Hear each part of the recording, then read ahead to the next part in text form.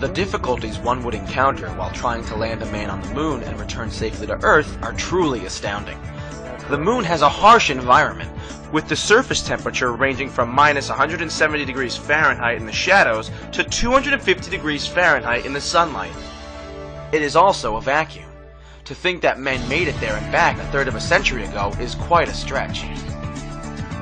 This should be apparent when one looks at how the space shuttle has fared going only 1/600th the distance that Apollo claims to have gone.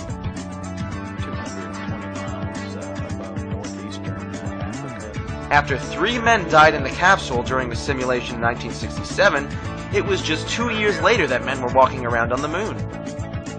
This is less time than it took to launch the space shuttle again after its burn-up on re-entry in 2003.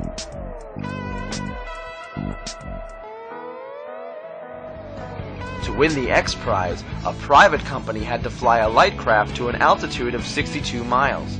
This is just under the distance that the ascent module had to fly to reach the command module from the surface of the moon. Yet the winner of the X Prize on Earth had to have their vehicle hauled up by another vehicle and then fire its engines to get to the 62-mile mark. This should give you an idea of how difficult it is to just go 62 miles high, even with today's technology.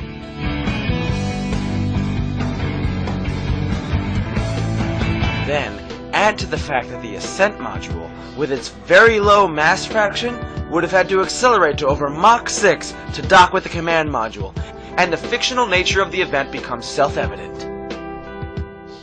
It is just outright unscientific and pathological to accept the moon landing claim given the total lack of confirmation and inability to duplicate anything that even slightly approaches the alleged events of 1969.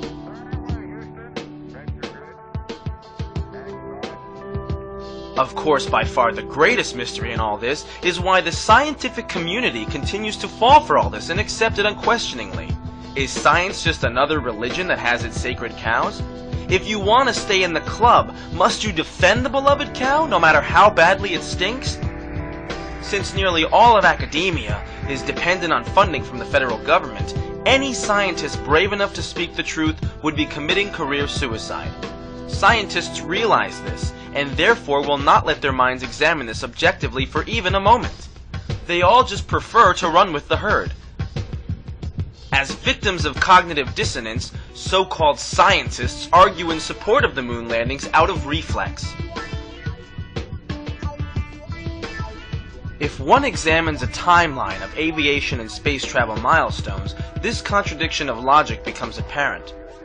Consider Kitty Hawk in 1903, Lindbergh crossing the Atlantic in 1927, Sputnik in 1957, through the space shuttle in the latter part of the 20th century.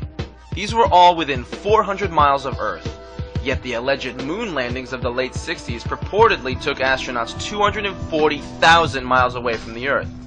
The Apollo missions, therefore, stick out as a fantastic statistical anomaly, and without any other similar events to confirm or duplicate the hypothesized event, 1/3 of a century since, the scientific method requires that they be discarded.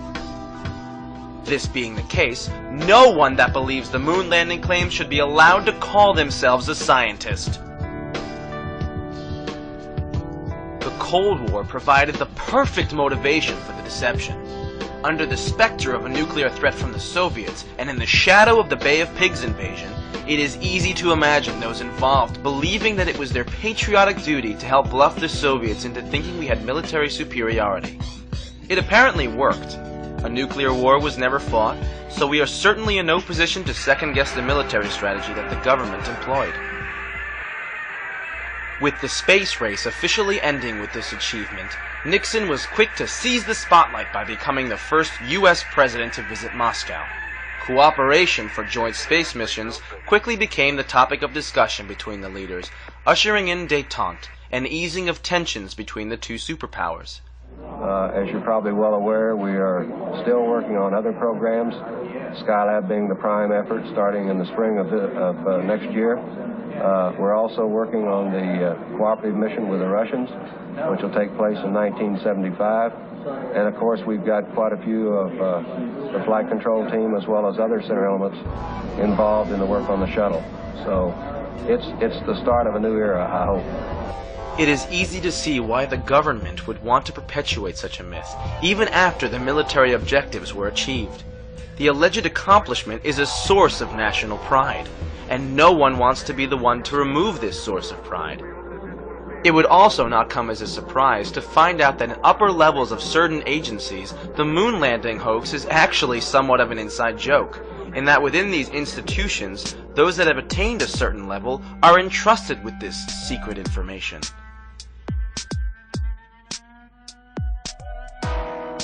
Considering the difficulties attendant in such a trip, one thing is for sure. When the first person actually arrives on the moon someday, they will have bought themselves a one-way ticket. An exploratory voyage of this magnitude does not lend itself so easily to a return. Hey,